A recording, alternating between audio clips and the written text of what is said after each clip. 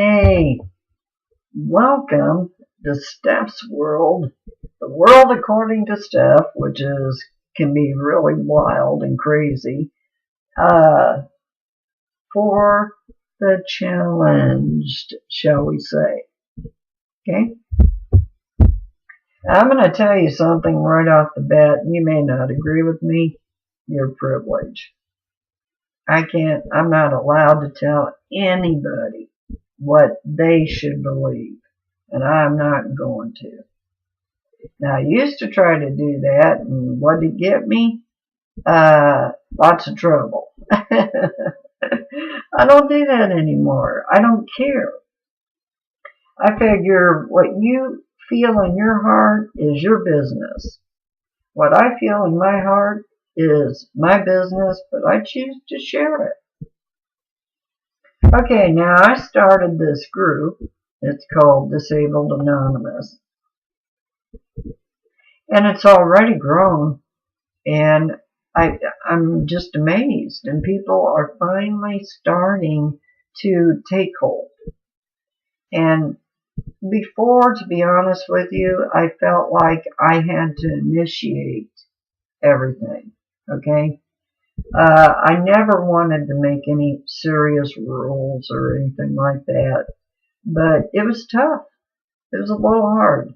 And I even joined another group for people who had groups and some advice that they would give us on how to get people involved. Well,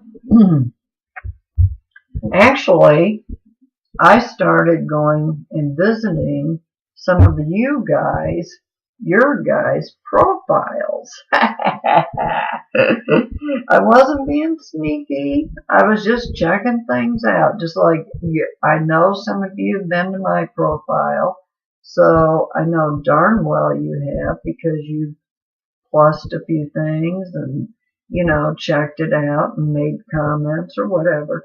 Hey, I want you to come and visit me. I really do.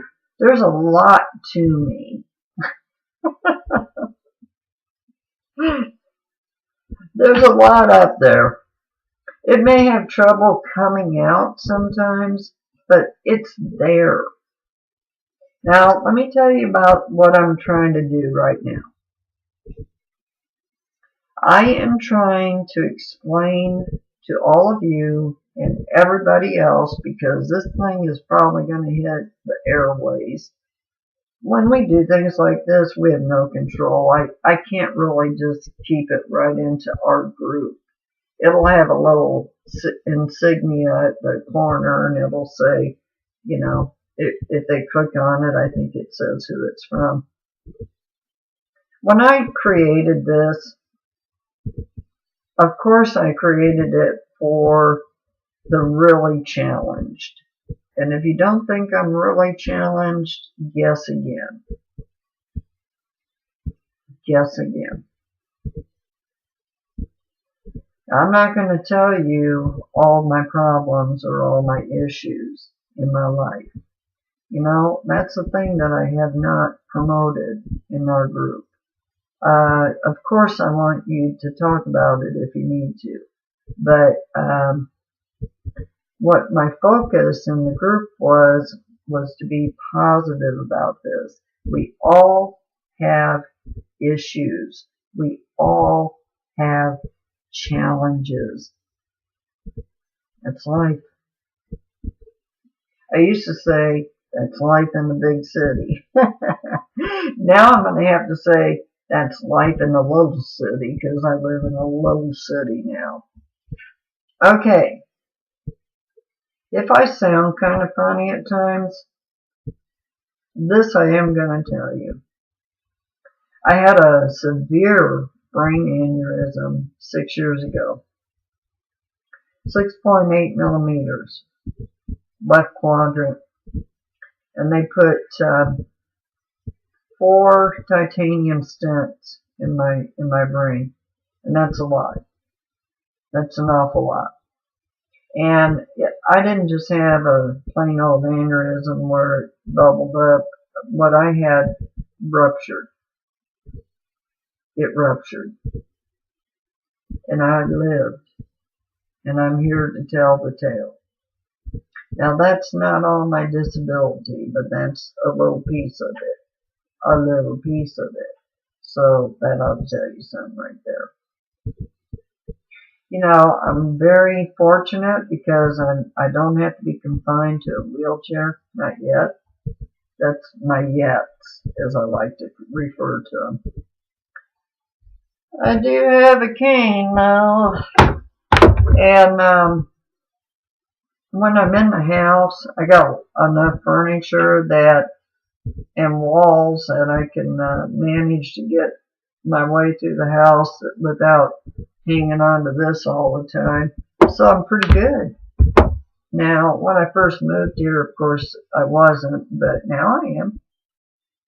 But anyway, so the whole point here is not what's wrong with us. The point is, how do we deal with it, okay? And it's not just physical issues. Not at all. You know, my humble opinion, I want to be honest with you, I think the whole world's challenged. I think as babies coming into this world, we begin challenged. That's my feeling about it. You don't have to agree. That's Steph's feeling. The world according to Steph. But I do feel that way. And feeling that way means that I invite anybody to be in this. And of course we're going to talk about some of our challenges. And of course we're going to have pictures like Jeff did a really cool picture. Alright? That got me going. I thought, wow, man, cool, do some more. You know, jump in there. Jump in there. If all you can do is listen, okay, then listen, please.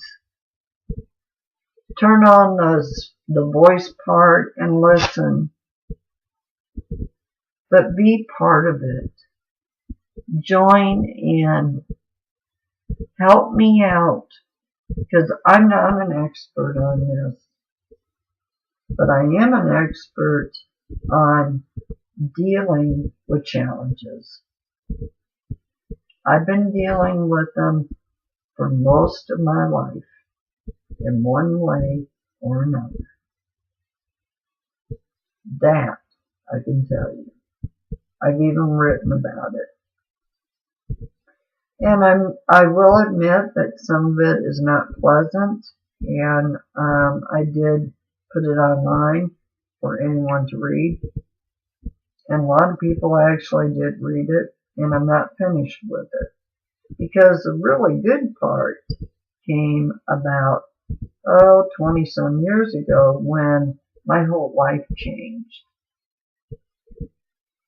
My whole life changed in an instant. And I'm going to tell you real quick what happened. I broke my back. Yep, broke it back. Broke it good. Broke it all the way through. All the way through. The good news is, didn't break the spinal cord. The bad news is, got all kinds of metal in me all the way up. Okay, now, hence Cain. Okay, it took a long time for Mr. Cain to come into my life because I had an ego problem. I had to get rid of it. So when that happened, it seriously changed my life. Seriously. I'd already had my neck broken by a man when I was 18 years old. I learned to live with it. It didn't break again. It did not break my spinal cord. Everything that's happened to me has been a miracle. absolute miracle. I should not be here today. I should not be able to talk to you today, but here I am. Uh-oh, somebody's trying to contact me. But anyway, so the whole point here is that I had a choice. Okay, I had a couple of choices. Now, I always talk about in my videos that we have many, many choices in life, but the unfortunate part is that we don't see those choices. That's the problem. We just see one choice, okay? Maybe we need someone else to help give us other options. In my life,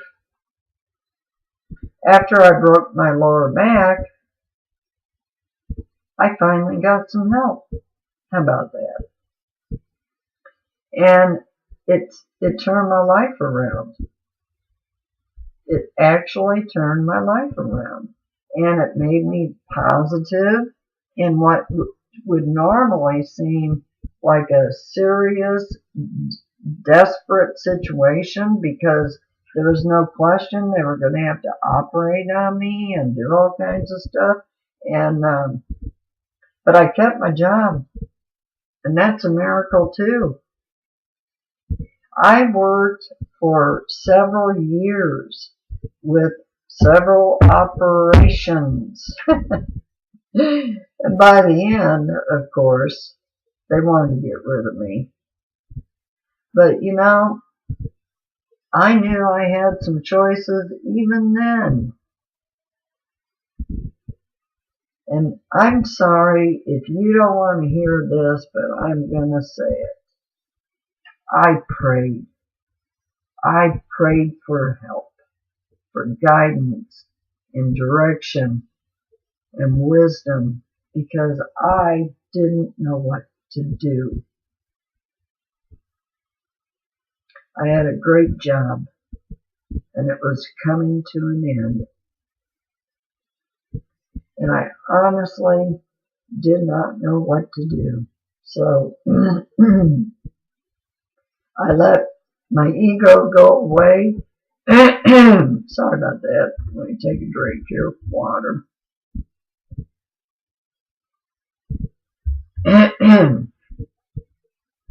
I let the ego fly away. See you later. And see you later is true, because it'll pop back in whenever you least expect it. But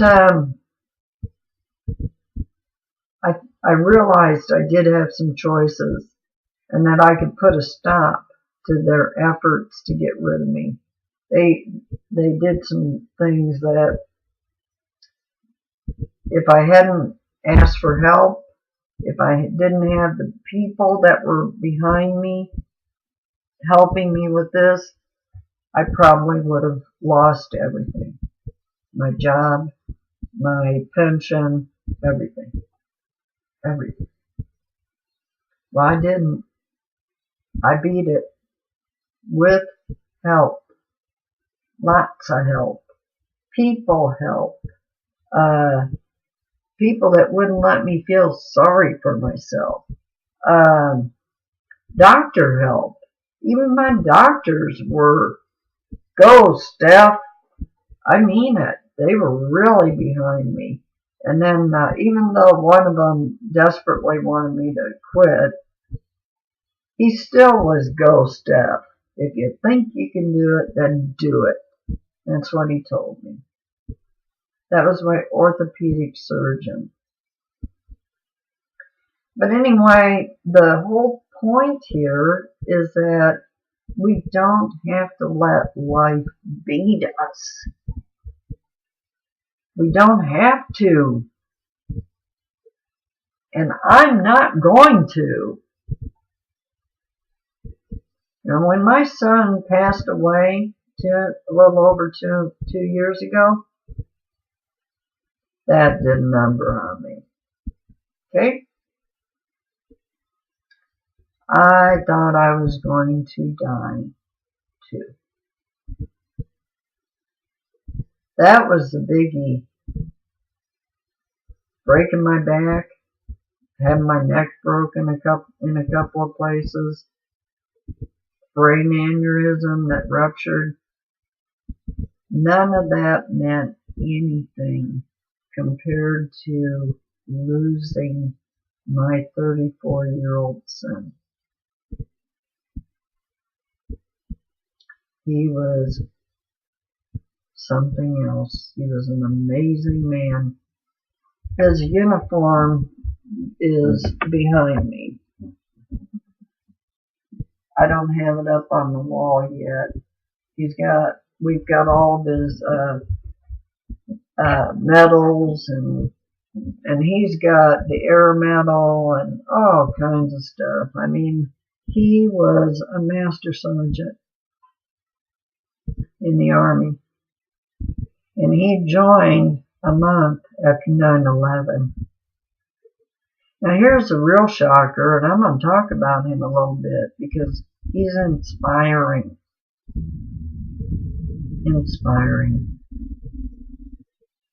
He had cerebral palsy. How about that? He didn't let it stop him. There's one thing that I did with my children when they were little, because it was important to me that they be successful in their lives. And I was going to say whatever I needed to say to help them become what they needed to be. Whatever it took, I was going to do. Now, I wasn't a perfect mother, but I sure as heck tried to be as good as I could be. And I told my children that if there was something they desperately wanted to be, then nothing in this world would ever stop them. Because if they wanted it bad enough, they would get it. Well, my son proved it. He got it. Good for him. I think it shocked my family when we all got the phone call. Hey, Mom, I'm joining the Army. What? Joining the Army? His hippie biker mother. What? You gotta be kidding. Although 9/11 got me too. Okay? Someone attacked my country, and we were patriotic, let me tell you. I had the Declaration of Independence, the Bill of Rights, the Constitution, all of the, not the originals, but the actual copies. They looked like the originals. I had them stamped, posted up in my kitchen. My kids saw them and could read them anytime they wanted when they were growing up. So I was patriotic. My children are patriotic. And Matt, my son, Matt, who passed away, his favorite holiday in the world, you'd think it was Christmas, right? Wrong. 4th of July. 4th of July. That was his favorite holiday. Anyway, Matt had cerebral palsy. Now, the good news is, it didn't seem that bad. But what I found out later was that Matt worked so hard to be like the other kids. And they picked on him, believe me. They really, in fact, they hurt him pretty bad a couple of times. And I think the second time scared them so much, they never, ever hurt him again. He he almost lost one of his eyes because of it. So yeah, people picked on children that were disabled or challenged in my time when I was a child, and I didn't. And isn't it funny that I didn't do that, because then I had a child that was challenged, and I raised him to, he would curl his toes up like that, and I could see it in his tennis shoes, and I'd say, "Hey, spread those toes back out," and I'd remind him to make his muscles go the opposite length from what they were trying to do. I always watched, and I always reminded him, because I knew that someday he was planning a life. I could tell. Now, Matt was amazing. He was intelligent, and he taught himself how to play guitar. Later on, he taught himself how to play drums, and he wrote music. He was amazing, and he was an artist. He was an artist. I have pictures that he's done. Unbelievable. And he was so good that one of his art teachers in the high school that he went to sent some of his work to one of the colleges, and one of the big digital art schools was really interested in him. The problem is that Matt lost interest in school. I sometimes think that really highly intelligent people, that's exactly what happens until they go to college. And something happens, and they find out, then they're starting to get the real education. Okay, if that makes sense. But anyway,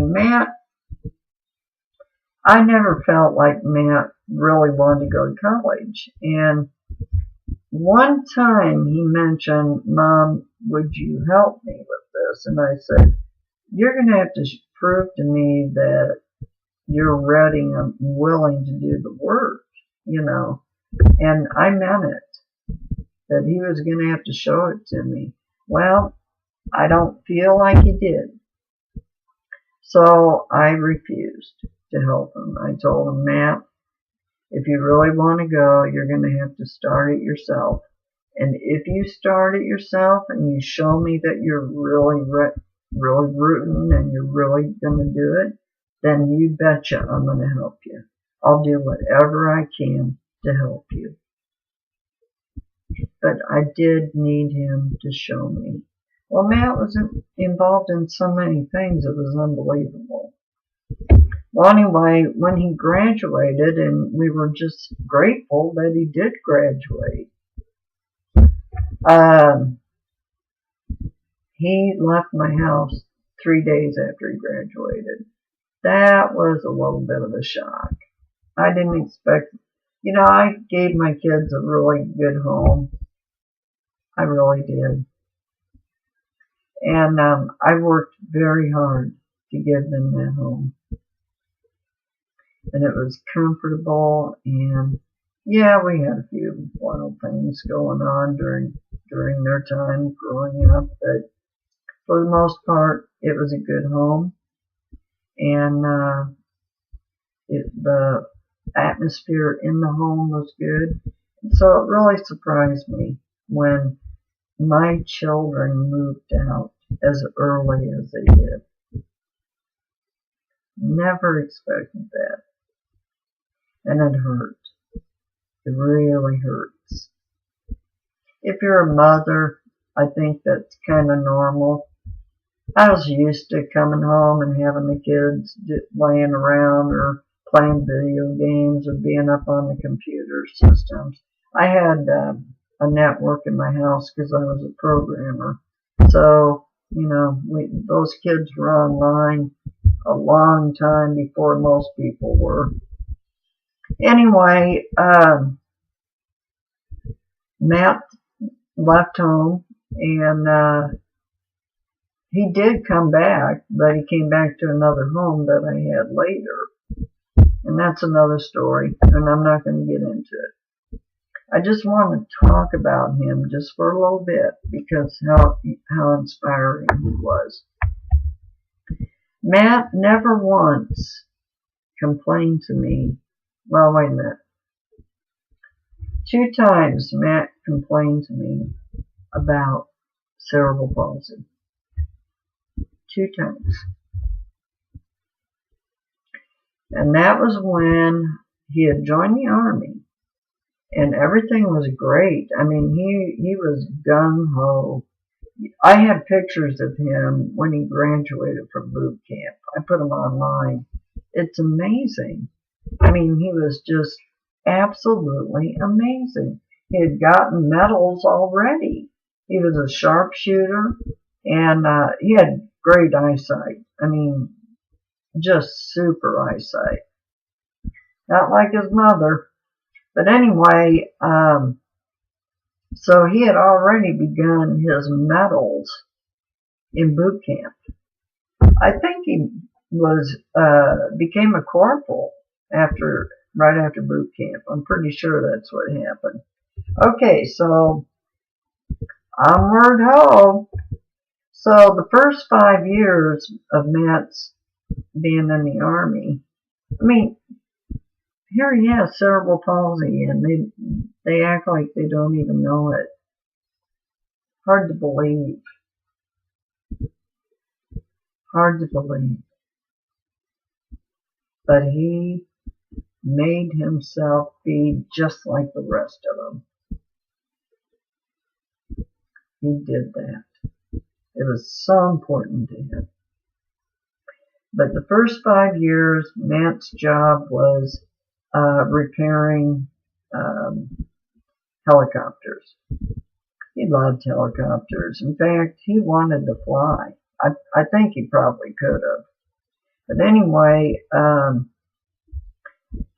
Afghanistan, he had a tour duty there, and he was there I communicated with him quite a bit while he was there. I can't remember if it was texting or how we did it, but, we did communicate. And I used to send stuff every single month. My daughter would help me. And I would go out to the store and I'd do my map and his run, but I would buy enough stuff that hopefully his whole unit could use it, or his group, or whatever they call it. But anyway, so he was in Iraq for a year, came home, everything was fine, although I did notice a change in him. And he never ever talked about what was going on in the Army to me. Not ever. So I just let it go at that. We just talked about his personal life, girlfriends and all that kind of stuff. And Matt had a lot of girlfriends. My goodness, it just shocked me. After he got his divorce, he was just, whew, they all wanted Matt. It was unbelievable.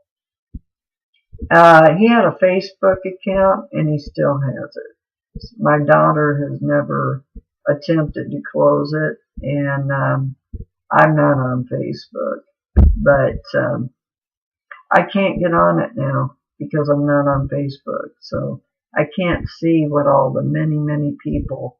He had like 400 or 500 friends, and probably half of those he knew personally, and I can tell you that from his funeral.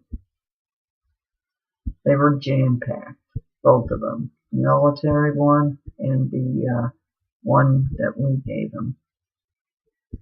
Jam-packed. It was hard to believe. It was a huge place, kind of like an auditorium almost, and they were almost out the door, and real cold weather. but they showed up anyway. But anyway, it's kind of funny when you think about how this young man who had cerebral palsy, and then when he was a child, they tried to hurt him, and they did.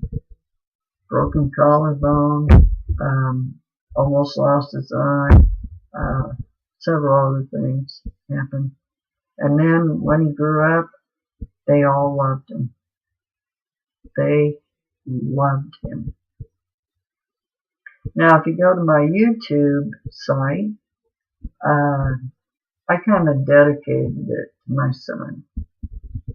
And the part of the video of his military funeral is on there.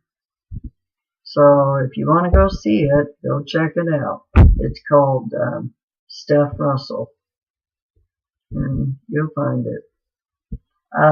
If that doesn't work, try Spiritual Steph 20, something like that. But anyway, I have a lot of videos on there too. Hey, I'm an activist. What can I say?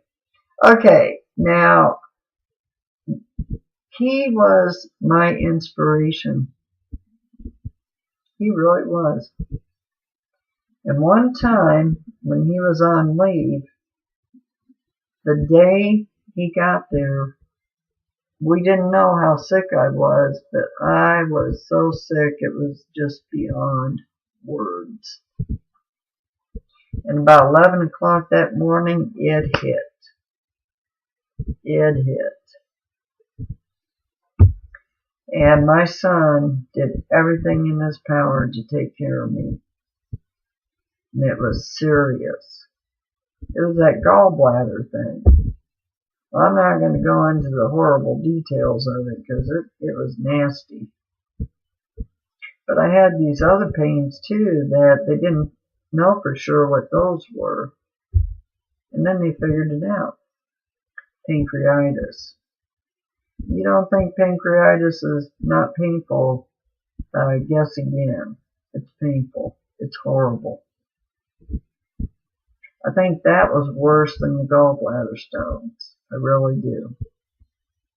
Anyway, when I was in the emergency room, and maybe I was fussing a little bit or something, Matt goes, Mom, I've seen men almost cut in half. And he was serious, and he was down, like telling me to shut up. Get it together. So I did. I did. And I actually held him because he started tearing up. And I held my boy. I said, it's going to be all right, man. I'll get through this. Don't you worry about me. You just take care of yourself in the army. Well, then in 2009, our new president, President Obama, who was going to end the war, decided to send a whole bunch of young men and women to Afghanistan. Easter weekend, that Easter Sunday, I got a phone call. My son. That's one of those crying calls. Mom, I'm leaving in 2 hours on the transport. And he didn't have hardly any notice. It was just like that. You're going to Afghanistan. He had a girlfriend at the time. She lived down here in Savannah. She was on her way back home, and Matt called her and said, come back, please, because I'm leaving, and I need to say goodbye to you. So she did. She did.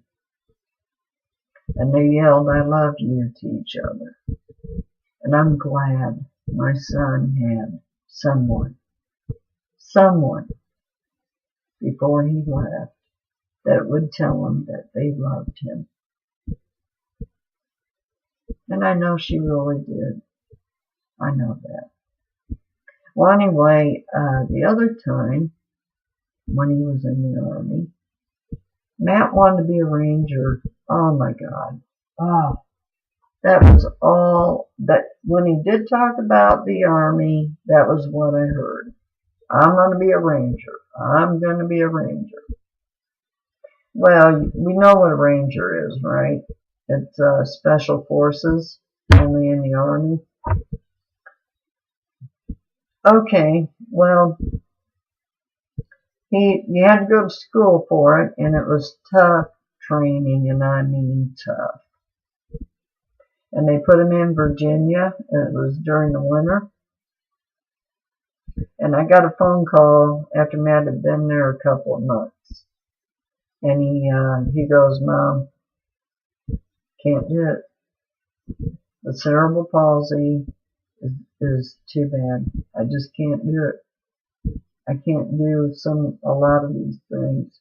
And, I think Matt was kind of a perfectionist like me. I think he got it from me. And so if he couldn't do it perfectly, in his mind, he couldn't do it. I just had that feeling. He never actually told me that, but I felt that way. And when he said that to me, I said, Matt, darling, you have gone so far beyond anything that we could ever imagine that we're so proud of you. It's okay if you feel that you aren't able to do these things. It's okay. Make another choice. So he did. My son became Sergeant Master Matthew Norris Miller in the medevac unit. And when he went to Afghanistan, he was in charge of the medevac units in one of the helicopters. Now he didn't do any medical stuff with them. He just made sure everybody did their job. That was his job, to coordinate everybody. And Matt was good at that. He was very good at it. Well, one night, the helicopter came down. And I guess Matt told his colonel that he really thought that was it for him. That he was going to die. The blades were right there, still going around, and he was laying partially underneath the helicopter, and they were very close to him. Well, he did get hurt pretty darn bad, but you'd never know it. There's a video that he's in, and he's on crutches. He couldn't leave Afghanistan for a while. It took at least a month before they could move him. He had a blood clot so big that it was beyond words. Well, blood clots run in my family, obviously. Brain aneurysm, 6.8 millimeter. So they definitely run in my family. Okay. Anyway, they sent Matt back here finally. Took a long time, but he came back. And it was about 10 months later, another accident happened when they just put him back to work. Well, it was the worst job he could have had, a sit-down job all day long. But he was pulling out of the base, Fort Bragg, and a drunk driver smashed into him. Matt lived for a while. Yeah, he lived. And I hadn't seen Matt in a year and a half. It had been a long time. Actually, it was longer than that. It was right before he went to Afghanistan. Anyway, January 28th is the date that they have that he passed away. Matt just dropped dead in his apartment. And they thought he had a severe cold, but actually he had an aneurysm in his lung. That aneurysm that had been in his leg, it moved up to his lung. Well, I'm sure Matt's a lot of people's angel. If you watch a video about him, you'll see how many men were there and women in the army and the things that they said about him. I know one thing, he's my inspiration. So, I know Matt's watching on me right now. And I'm doing this for anybody who feels that they need some kind of hope and strength and wisdom and love.